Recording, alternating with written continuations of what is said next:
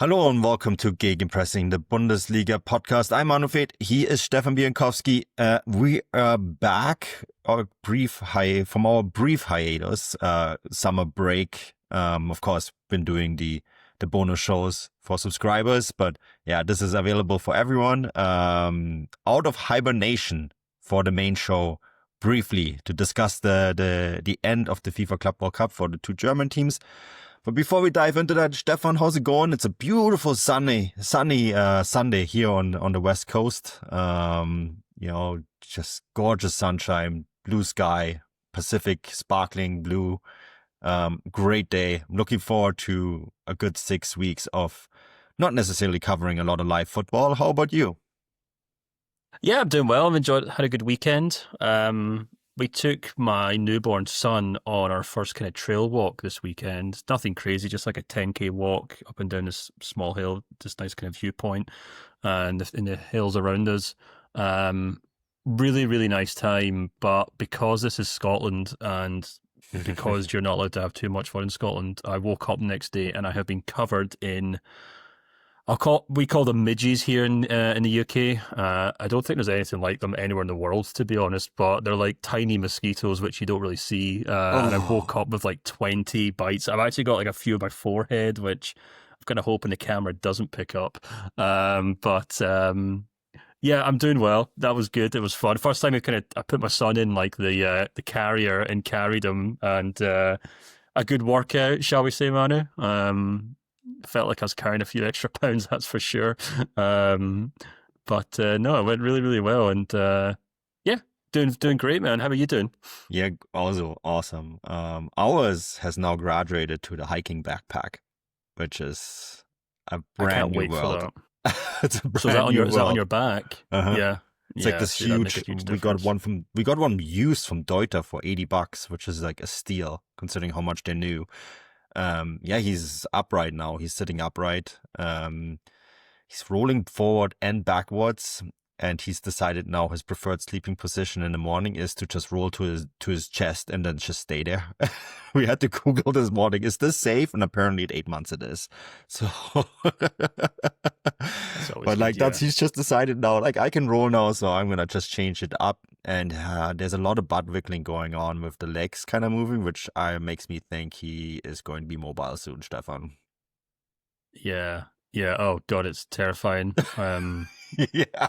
Our little man's kind of already standing, to be honest. I hold him, he just kind of wants to plant his legs down.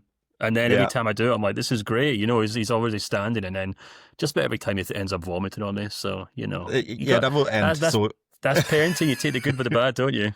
I haven't gotten vomited on in like almost a month. So end is inside for you, Stefan. Yeah, well, exactly. And then the real fun begins when they kind of the sleep patterns flip and everything. But our sleep patterns, which was short. So fingers crossed it's the same for you.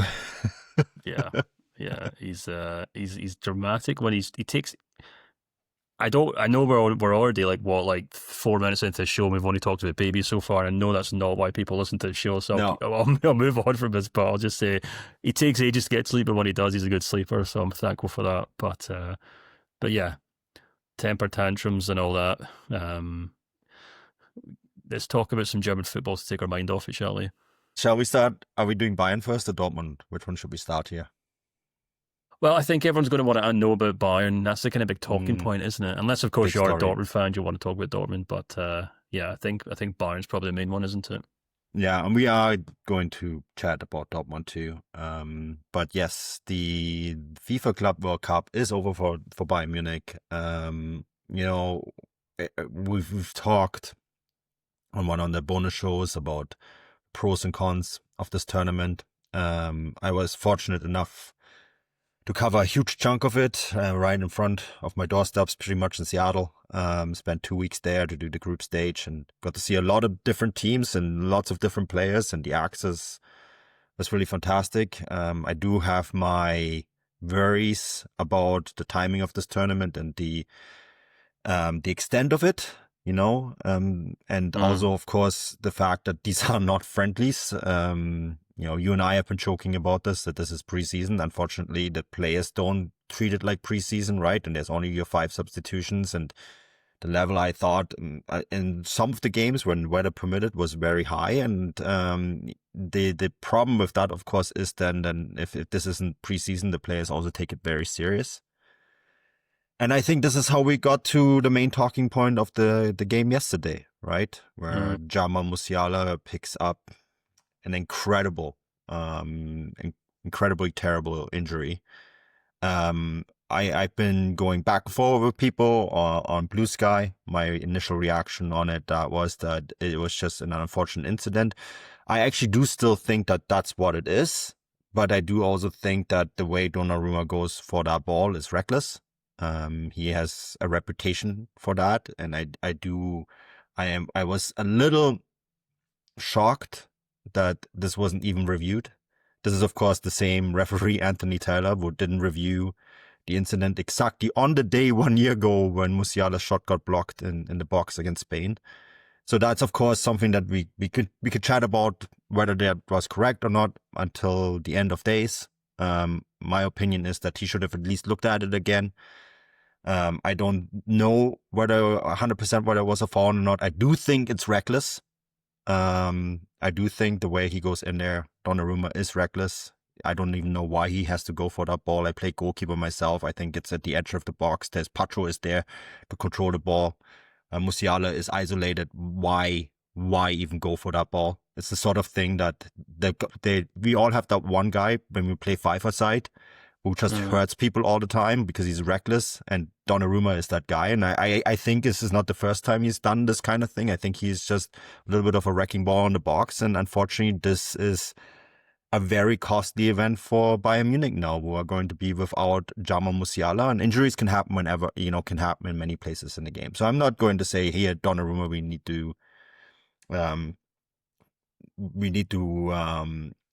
judge Donnarumma over this. I just think this should have been something that they should have looked at it again. But at the end of the day, Stefan, Bayern Munich earn about 50 million euros from this tournament, but they lose a player who's worth 140 million euros and is probably irreplaceable.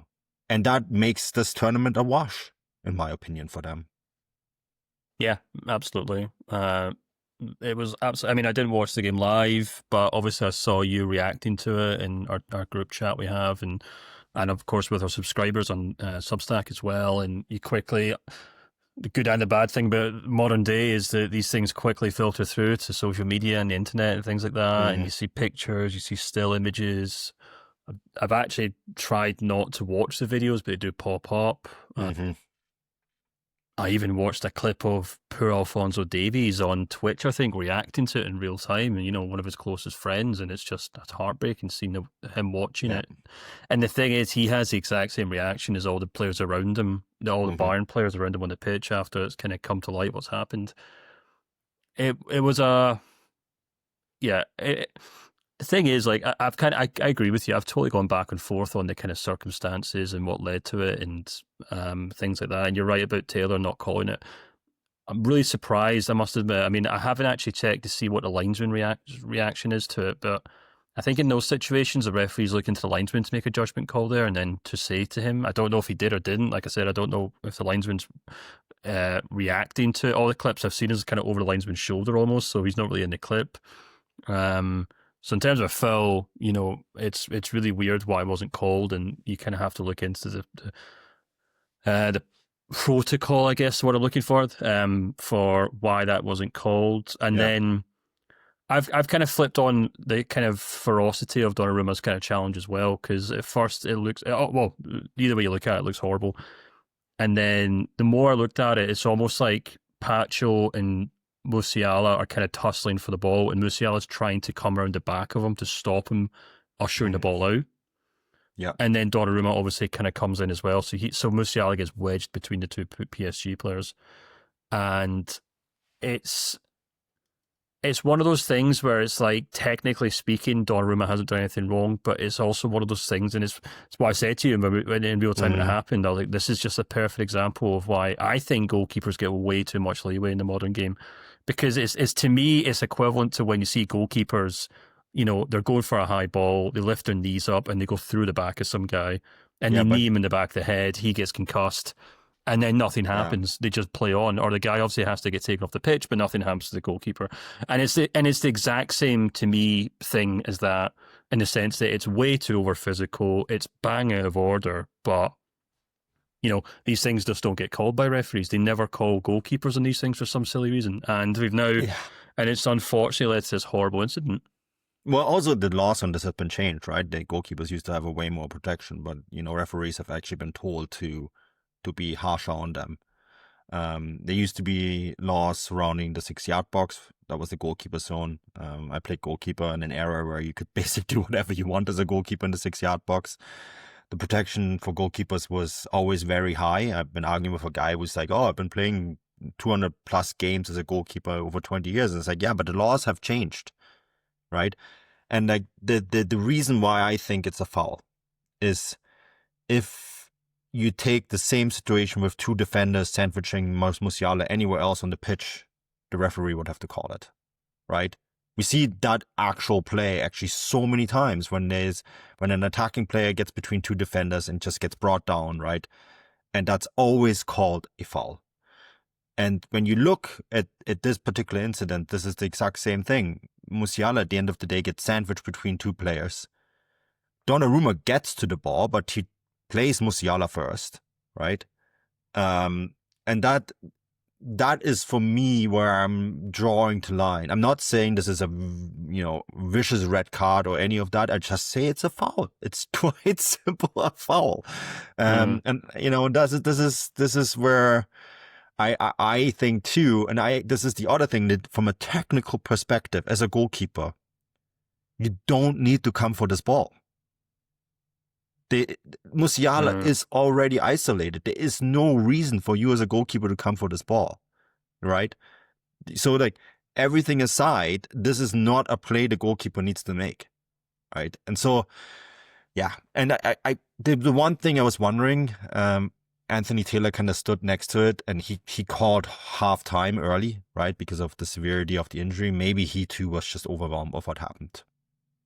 That is the one thing that I kind of look at and say, like, maybe, the shock of the moment, because the injury looks awful. Musiala's ankle is dislocated, so it doesn't look right in that moment, right? There's a broken bone. I think the reports that we're getting at the moment now, where the injury time is 4 to 5 months, I think that's probably the most positive out of the whole thing. I saw it initially, and I saw it live, and I almost threw up in my mouth, Stefan, and I thought, wow, this reminded me, remember when Eduardo got really badly tackled when he played for Arsenal? And, never was the same player. Initially, I thought it was that bad. And you're hearing the reports now, it's still a bad injury, but it's not even a season-ending injury, quote unquote, right? I think that is probably if you want to see something positive out of this is maybe the one thing that I would take away from it. Yeah. It's you're absolutely right, and hopefully it's kind of injury that won't be career threatening. It's something that you'll be able to come back from, as opposed to full on like ankle break. But yeah, we're not going to see Musiala until 2026, and I must admit, I did kind of chuckle at you, obviously, quoting Manuel Neuer at full time. He's obviously sticking up for his teammate. He's saying you don't have to go like that. That's risk taking. He was prepared to accept the risk of injuring his opponent. And this goes back to what I was saying, like goalkeepers, like I've seen Manu and Neuer flatten guys like that over, maybe not to the same extent, but it's still like, and that's the kind of fine line between it, I think, genuinely, like I think I did ask in the chat there, and one of our listeners, Nearsighted Remembrance, says he doesn't think it was a foul. So yeah. I think it was a foul, but I guess in this circumstance, like the ends don't have to justify the means, or the means don't have to justify the ends, or something like that. In the sense that it can be a contentious foul if you want, but it doesn't take away from the fact that a young player was severely injured from it, and that's the horrible thing about it. Yeah, I think. I mean, I've seen this on social media. Quite a lot of people did this. They sent photos in of Manuel Neuer and the incident against Gonzalo Higuain at the 2014 World Cup final. The laws of the game have been adjusted since. Don't send me something from 11 years ago. You know what I mean? Yeah, but like, I just know someone said you that. Yeah, but like that's what I'm talking about though. That's what I was saying. Like, that's the thing that drives me mad But about Neuer modern plays the football. ball first in that moment. Yeah, As but I brutal as mean, that was, he gets to the ball before he gets to Higuain. That is a huge difference. That's the situation I'm talking about. He probably gave Higuain a concussion there. Higuain may not have known about it, but he probably did. And that's what I'm talking about in the modern game where goalkeepers are overprotected, in my opinion. Yeah. I know it's changed since then, but I still think they are overprotected. But anyway, Yeah. instead of going back and forth, should we then go on to what this now means? We've had a few comments actually. So Bauman asks, low-key question from me with Jamal's injury. Could we see Xavi Simons go to Bayern? As we know in the Bundesliga, Bayern by the Bundesliga, as Stefan says before, they always sign players from other teams. And then David says, does Bayern have any transfer plan, or are they just running around mindlessly without any clue? Everyone else has signed so many players and Bayern have done nothing. So we've got onto the Bayern Munich support club section of the podcast already, man. We're 16 minutes in. And we both talked about this on social media, didn't we? At time, whether it will or will not is hard to tell because we just can't really predict what's going on at Bayern Munich this summer, but it should have some serious ramifications on Bayern's transfer strategy this summer. Yeah, I mean, low-key at VfB Stuttgart, they're probably very much aware of how much Bayern Munich now need Nick Woltemade. There was so much talk probably going to see if they can throw Enzo Milo in with it. I think that's probably going to explode Bayern Munich's transfer budget, to be quite frank with you. It's an interesting conundrum now, isn't it? Because we went from how are they going to fit Nick Woltemade into this team to they pretty much need Nick Woltemade to now play the Musiala role, right? And the word is that they're going to start discussions with Stuttgart at the end of the Club World Cup. Well, this is the end, so I assume these talks are going to start very soon.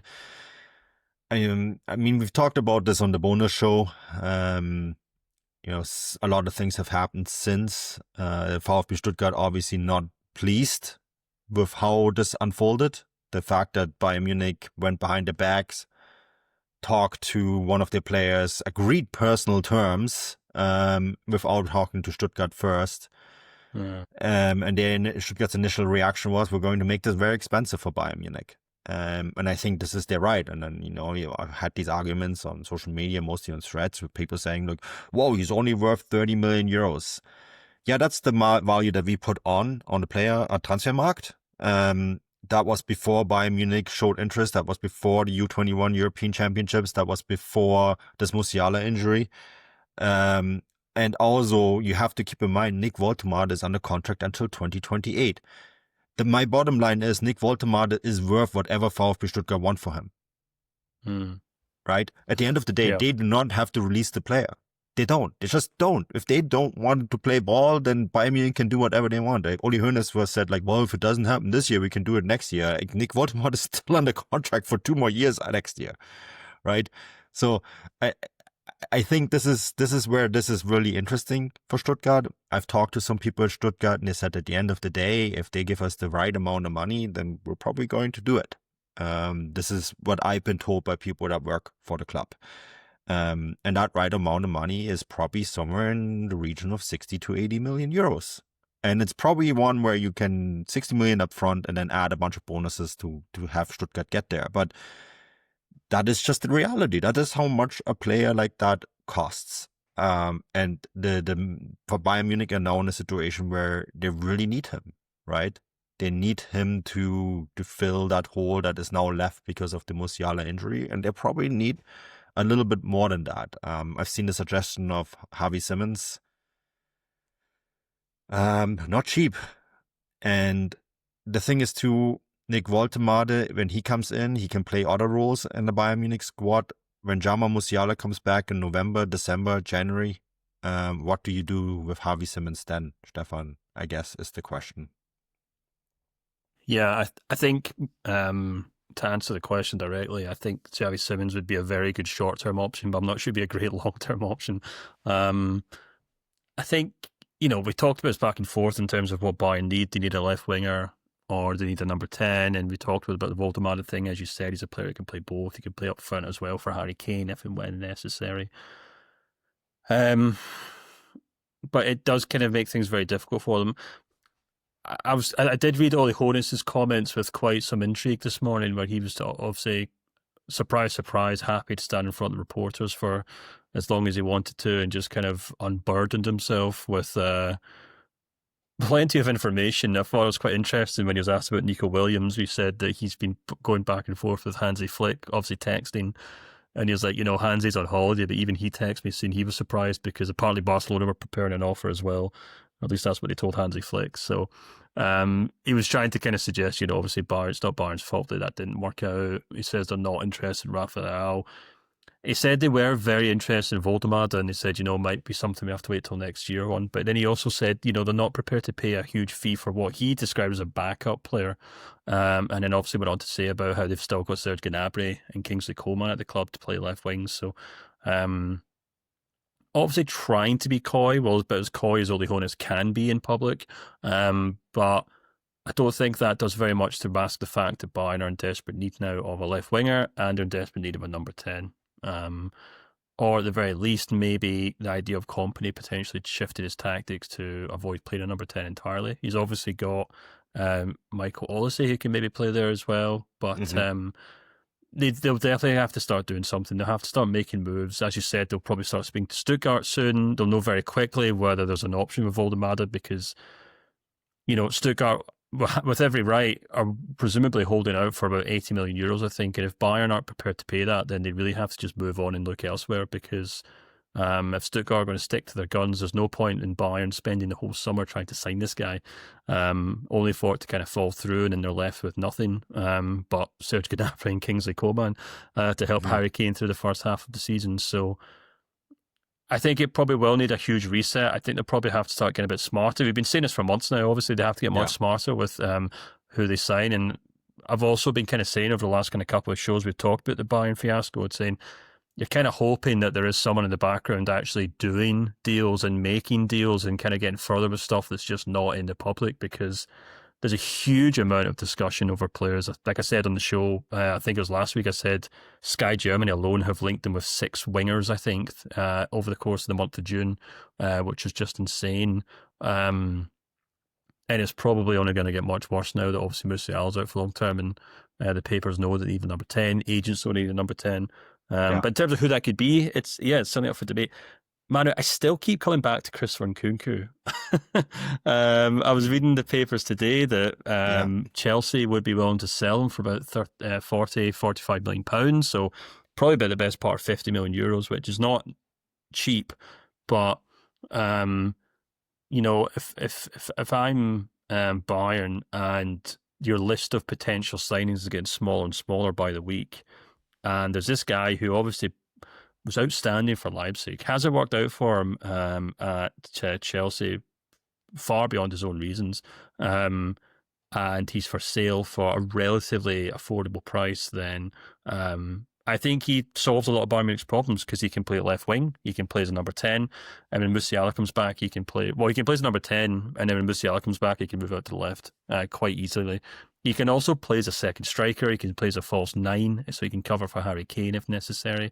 The only thing I could see putting him off that is, he has had a fair amount of injuries at Chelsea, and if one of those is deemed, what's the word I'm looking for, compromising, in the sense that maybe he's lost a yard of pace, maybe he's not quite the player he was, then okay, maybe you consider that. But if that's not the case, then someone like Nkunku makes a lot of sense to me as a kind of stopgap. And, he's obviously not a long-term option, but I think he's a player who'd be able to come in and offer a lot to that Bayern team very quickly.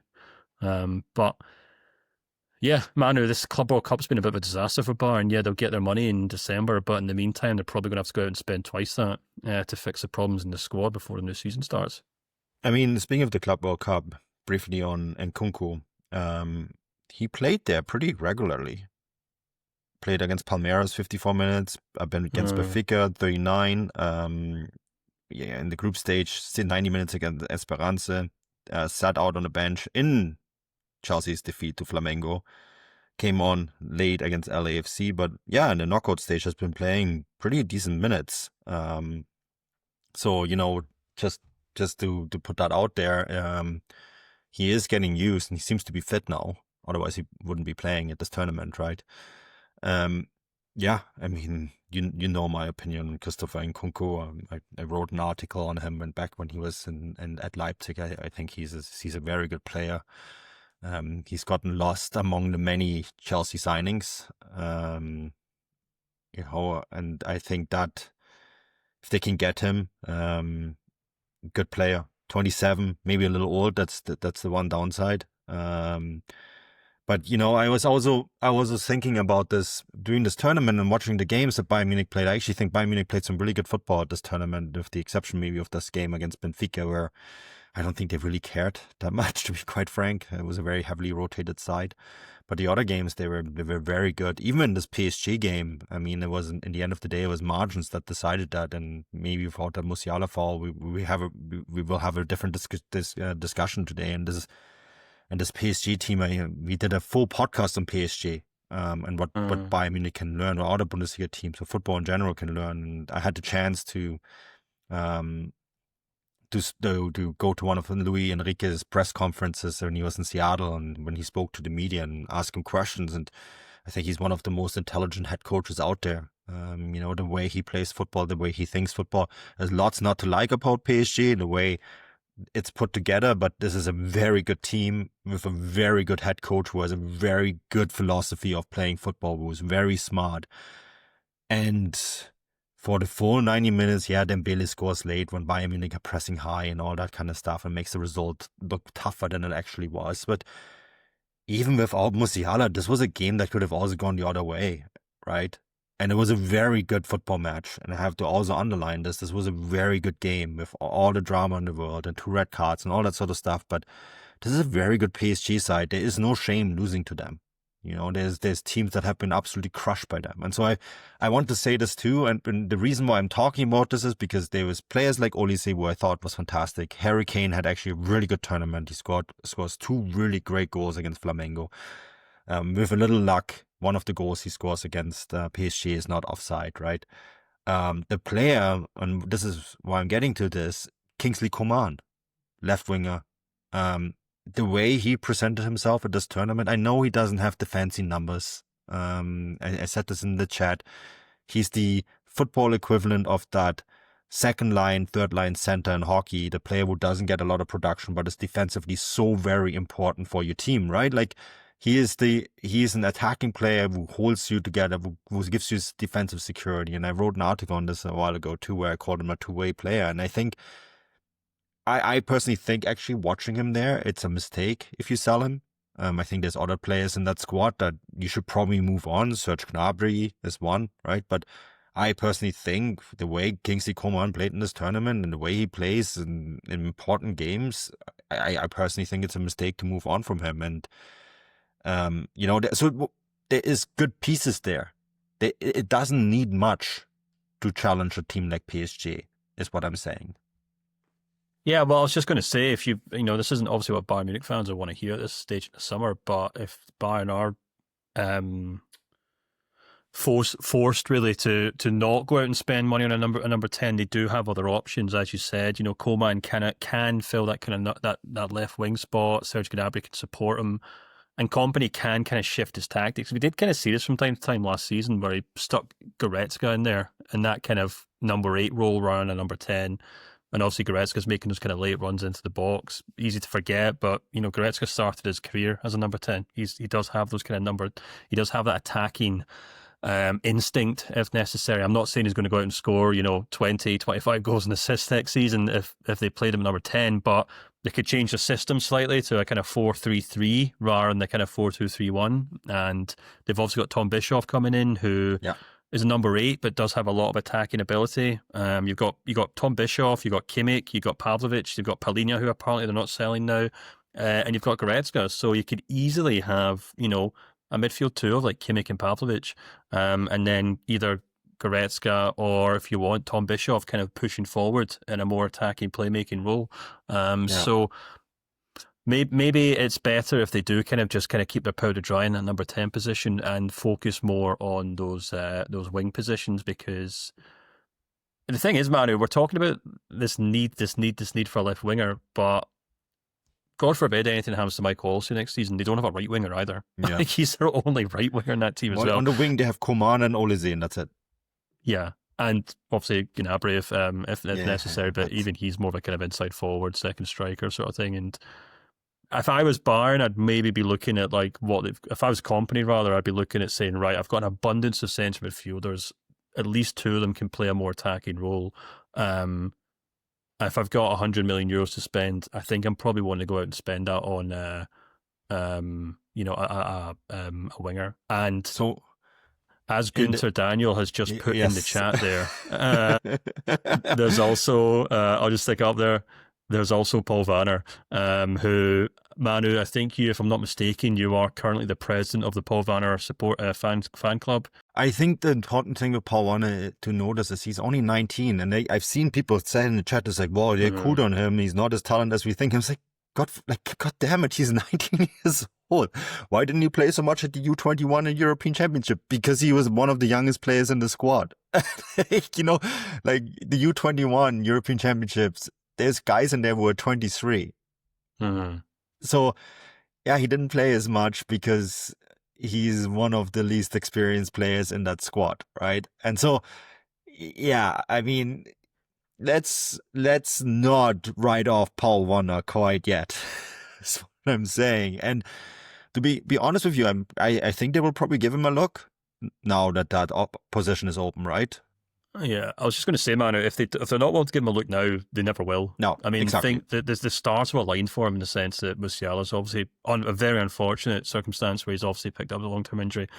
But this team is just beckoning for Vanner to kind of step into it and do what he can do. And I'd be really intrigued to see what he can do in this Bayern team as opposed to a pretty dysfunctional Heidenheim side where I didn't think he was outstanding last season, but I put a lot of it down to the circumstances in which he was playing in a very dishevelled team, a team that didn't really know what they were doing for much of the season, a team that had been picked apart, and certainly not a team that was built around letting young attacking midfielders kind of do what they want to do. So, and when it mattered in a relegation playoff second leg, he was the player who provided the game-winning assist. Sure. Yeah, but what I was going to say was that you put him in his Bayern team and he's in a very, very different situation where he's playing a team that's, you know, parked on the opposing box and they've got to try and break down teams and find space and take on players and pull defenders out of position. That's what Paul Vanner can do very, very well.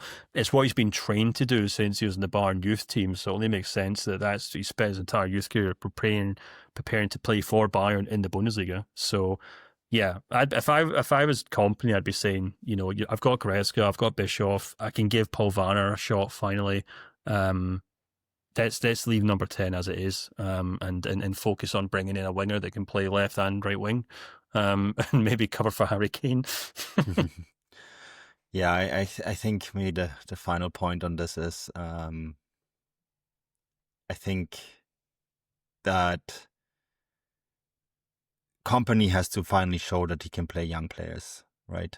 That was something that was demanded of him, and there was a lot of criticism towards Thomas Tuchel that he wouldn't play young players. And I think Company now too, in his second season, has to show that he can integrate young players into the squad. Because we've talked about this in the bonus shows, Bayern Munich can't just go out and buy 5 world-class players like Man City or PSG every transfer window. It's not possible. Their finances are very strong, but it's just not sustainable for them. And so they have to go back and find players like Jamal Musiala, Thomas Müller, David Alaba to go back a little bit in their own youth ranks, or do what they did with Joshua Kimmich, find him in the second division and, you know, then develop him. They need to go back to that. And Company may not like to hear that, but I think that is going to be a really big part of his job next season. You know, if he can't have, if he can't go out and buy a left winger and a number 10 for 60 million euros each, then you buy one of them and you find the other one in the academy. Yeah, it's pure and simple. Yeah. Günther just asked again, what about Brian Zaragoza? That one baffles me, and I don't understand it. I just don't. Maybe he doesn't want to be there, right? We talked about it on the bonus show, and that was the gist of it. I actually reached out to our Spanish team at Transfermarkt and get to the bottom of this, and I actually said he's done any interviews in Spanish that I could look up that obviously haven't made it to Germany, and there were a few where he's basically said, "Look, I showed up there, nobody knew what I could do, no one was interested in what I could do, so I left." And I think they basically burned that bridge. So he's expected to leave. And so he's expected to leave. I think he's already settled. I think he's leaving on loan with an option to buy or an obligation to buy. So I think that's more or less it. And yeah, I totally agree with you. I think in terms of company, I completely agree. Obviously, his first season was about proving that he can do the job, and proving that he can win that league title. And now that he's done that, not to say that the pressure's off, because the pressure's never really off a Bayern Munich head coach, but it's up to him to now prove that he can kind of wed those two things. Because you're absolutely right, Tuchel left that Bayern team in a complete mess because he was only interested in ready-made players. But if Kompany wants to be there for long term, he's going to have to find a way to play guys like Paul Vanner. And he's got the perfect opportunity. So we'll see what happens, Manu. Yeah, no, absolutely. All right. So this was the Bayern Munich psychology session for all of those teary Bayern fans out there. Yeah. Or Manu, as David says, the Deutschland in Diapers pod. Yeah. It sometimes talks about football. The Deutschland in Diapers pod that sometimes talks about football. This is true. Yeah. That's actually a really good name for a podcast. It is, but we're not changing it. What was I going to say? The Deutschland in Diapers pod. Oh, that's really good. All right.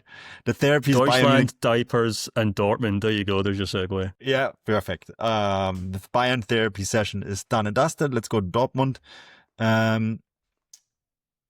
Almost. Marcel Sabitzer's shot just wide of the goal. Thibaut Courtois with a great performance there towards the end. I think it would have been a perfect ending to the game if Sabitzer had scored and made it 3-3. It would have also summed up, I mean, the entire game pretty much.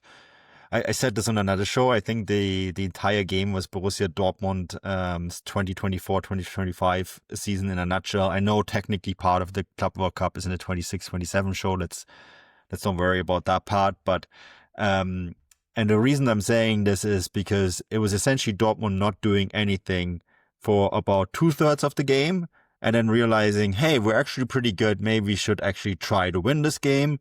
Only for it to then almost go sideways, only for them to come back in. And if they had drawn it, and then maybe I think in extra time they probably would have won it because they were a man up. That would have just summed it up beautifully, because that was essentially how their Bundesliga campaign went, where they managed to crack the top 4 on the final match day after essentially not doing anything for 20 match days. And so I kind of feel like this game just encapsulated Borussia Dortmund beautifully. I also do think it's a bit of a lost opportunity. I think Real Madrid was there for the taking. I think reaching the semi-final and earning another $21 million would have gone a long way for Dortmund to kind of close the financial gap to Bayern Munich, who were, of course, out at this point, right? Getting that extra money would have been more than a nice bonus. Having said all that, pretty good summer for Dortmund, eh? They make 50 million euros at the Club World Cup because they play a really good group stage. They go out in the quarterfinals against Real Madrid in a game where they look competitive. They sell a player in Jamie Giddens who they don't really need for 64 million euros to Chelsea.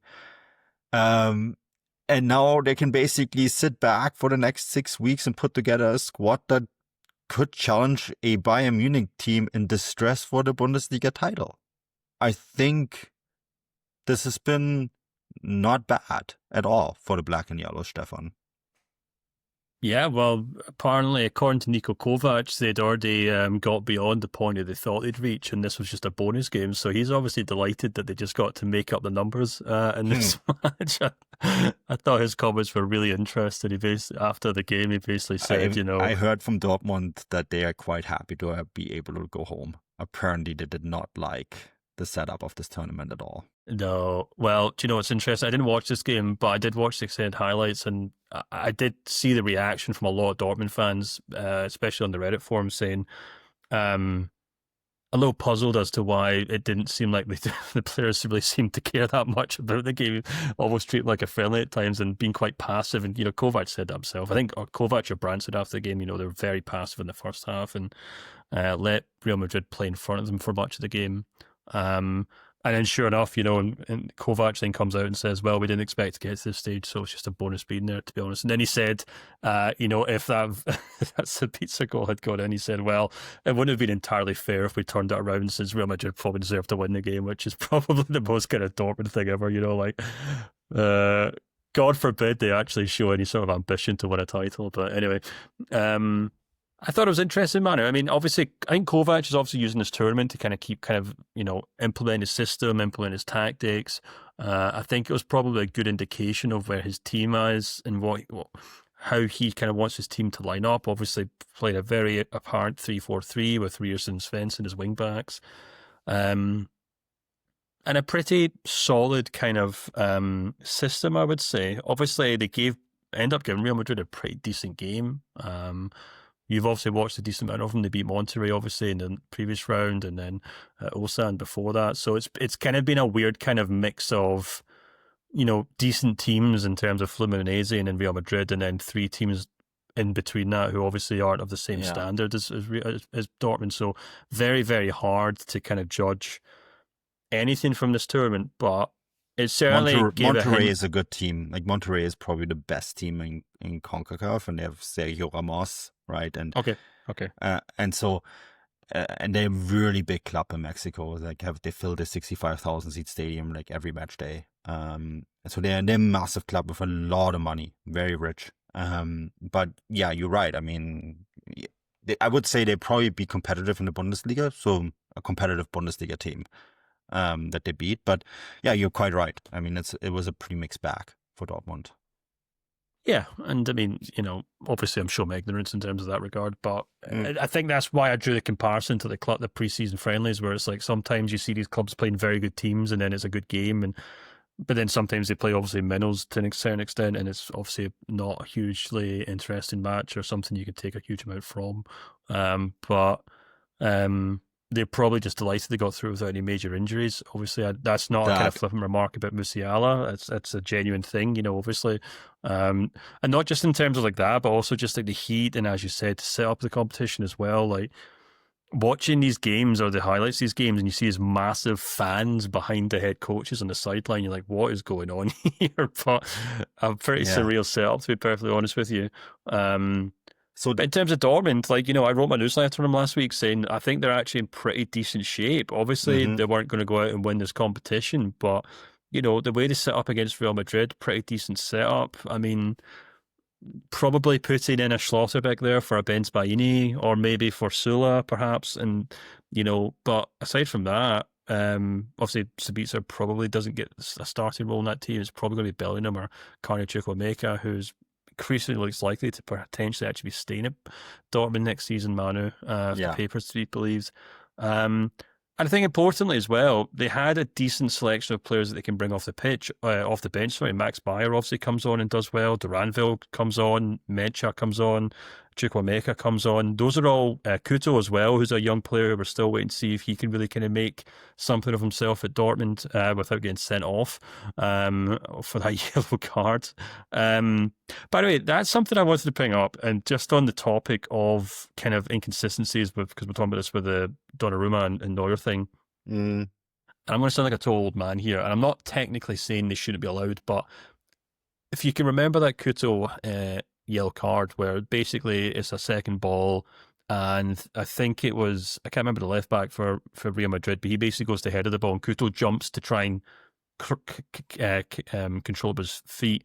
His foot ends up basically being about the same level as the defender's head. It gets called for yellow cards. I think they went to VAR to see if it's a red card, which is a bit silly.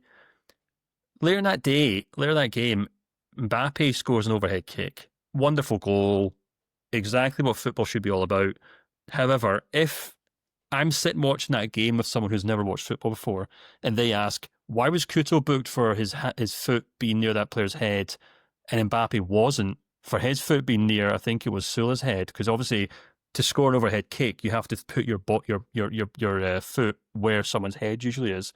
So I was just thinking about that when I watched the game. I was like, it's bizarre that we just allow overhead kicks. I'm not suggesting we shouldn't because they're wonderful and they're a piece of art, but it's not bizarre. No, but so you're right. If that was overhead kicks have been called back for dangerous play. Yeah. Right? If that's too close to the head, the Kuto thing did go to VAR and was adjudged not a red card, but they did look at it. It is one of those things. But if that Mbappe is overhead kick is right next to someone's head, then they call that back. I've seen it called back. I think Anthony Modeste a few years ago when he played for Köln had a goal like that called back. It was a beautiful goal, but it was like, the foot was right next to someone's head. And I mean, the cynic in me would also say one was done by Real Madrid and the other one by Dortmund, so there's that.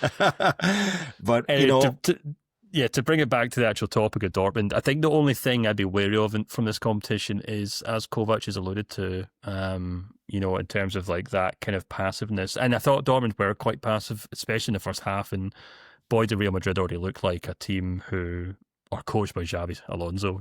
One of their goals, at least one of their goals, was one wing back to the other, which is classic Leverkusen from last season. But Dortmund just looked caught on their toes or caught on their heels so many times in that first half.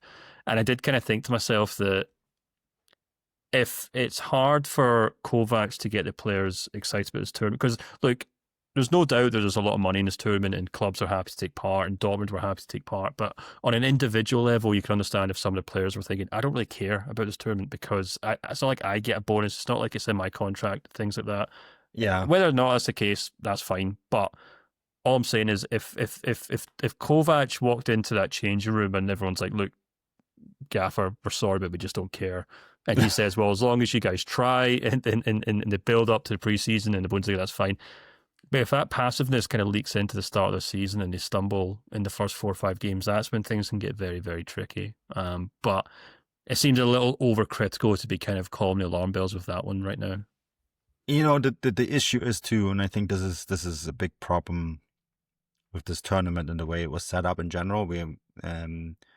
I went to games in Seattle, right, and some of them were really well attended, some of them not. I think the problem is too, Dortmund had opponents like Mamelodi Sundown and Ulsan in Cincinnati, and people like, why would you go to that?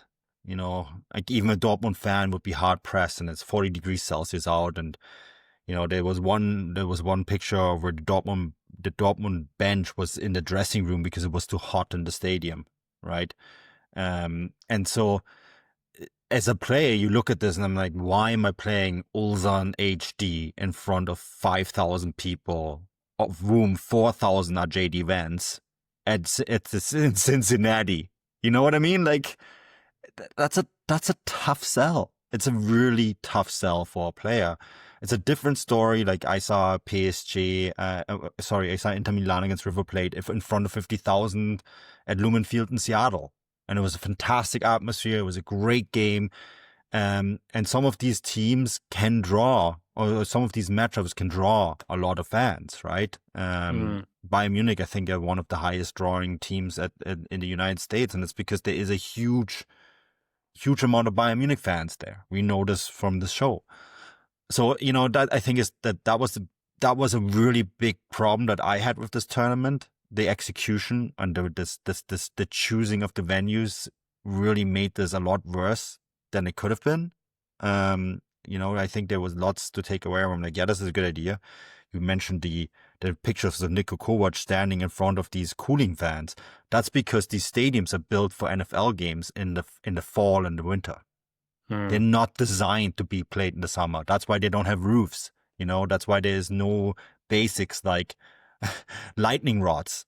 European stadiums have lightning rods. We don't have to delay games because of lightning in Europe. In the US, there's a lightning strike. You have to shut down the game. Those things, and that is just, if you are a player and you're a Borussia Dortmund player and you see all of that, if you play for Bayern Munich and you play always, they played against Boca Juniors, sold out. Flamengo, sold out, right? Like, Bayern Munich can probably sell out any stadium in the world because they're in that category of club. For Borussia Dortmund, it's a bit tougher. And if you're a Borussia Dortmund player, I think, and they're not the only club that suffered from this. There's some other ones that come to mind that were at this tournament. I can see why they're like, we got our 50 million euros. Let's call it a day. Let's go home. Yeah, absolutely. I do genuinely think that, and I think, I'm firmly of the belief that like footballers, you can take a very cynical view and say, footballers care about money, and that's undoubtedly true. You can look at the Saudi Pro League and China before that and things like that. And I do think fundamentally the most ambitious head players do want to take part in competitions that people care about and that's the whole point of prestige. Prestige is the currency of success. It's the currency of football. It's same of any sport, really, to be perfectly honest with you.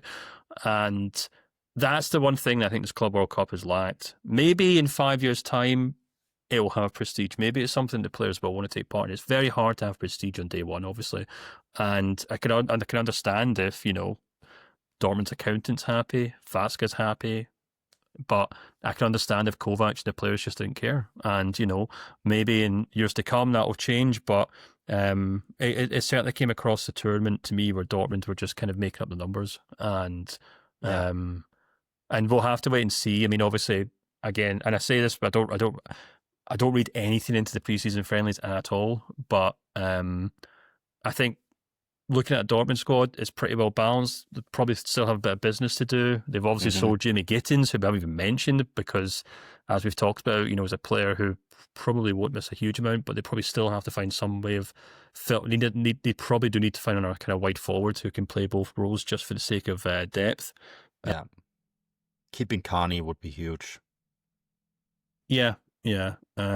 Especially since Kovac looks set to play that kind of 3-4-3 position, which means a strong emphasis on kind of inside forwards as well. So we'll probably see Dortmund pick up another inside forward, I imagine, before the season starts. But I think they're in good. I think they are in good shape. It's just, I guess, that was the only thing I could nitpick in terms of this tournament, but.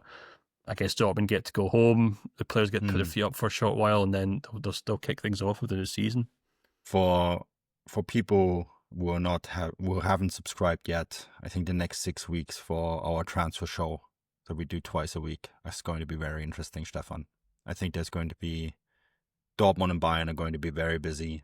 I think the business starts now with the tournament kind of coming to an end. There's a comment in here about Rafael Leao. Matteo Moretti reporting that we shouldn't take Hoeneß's statement too serious. No. I think Hoeneß, despite the other Bayern bosses wishing he wouldn't, speaks very much the truth of what's really happening. So I love that too. Finally, Hoeneß thought yesterday Dresden said, "Oh, Woltemade is a player of another club. We shouldn't be talking to him about him while he's under contract." And then Hoeneß literally like a day later goes on publicly talking about Woltemade. Yeah, again, Hoeneß speaks his mind, and he is the biggest. Bayern is his club. And if he says Leao isn't a name internally, then Leao isn't a name. Then it isn't. That's just how it is. So I'm sorry. Yeah. But Stefan, I think this kind of wraps it up. Not sure we're doing another one of the main shows until the season comes back. Maybe towards when we get a little bit closer. Potentially. Preview shows and stuff like that, right? But the transfer show is twice a week. And maybe some other bonus shows. I had great news on Saturday. The Bayern Munich stuff aside, my club 1860 has finally gotten rid of Hassan Nissemek. I'm going to open a bottle of champagne later today to celebrate. Much better ownership is coming in. And I'm probably going to write about that this week in my newsletter, because it is huge news aside from the World Cup, away from the World Cup, Club World Cup. So I'm looking forward to getting into kind of detailed stories like that. Maybe at some point get Matt again on, talk about some stuff like 50+1, etc. Right? So that's kind of what I think on our summer schedule. Yeah, we want to do a big 50+1 episode, just because there's been some recent rulings and changes in the Mhm. legislation. Well, changes in legislation, but suggestions that the legislation should change in that regard. So we'll definitely do that. And I think Matt's back from his globe-trotting holidays in June, so he should be back in place at some point. One more thing, Manu, I want to mention before we wrap up. I've had a few people asking why we keep putting out shorter episodes on the podcast feed. They're not short episodes, they're trailers to the bonus show. So we Mhm. clip up portions of the bonus show for people to know what we're talking about that week. And we stick them on the RSS feed, on the podcast feed. So if you are getting these kind of little 5-second minute episodes, we're not teasing you, we're not trolling you. It's just a hint that if you're interested, you can sign up to the main bonus shows and get those twice a week. But you can sign up on Substack or on YouTube as well. Yeah, absolutely. All right. That's it from us. We'll be back soon here, but definitely also on the bonus shows. So check those out. And until next time, auf Wiedersehen.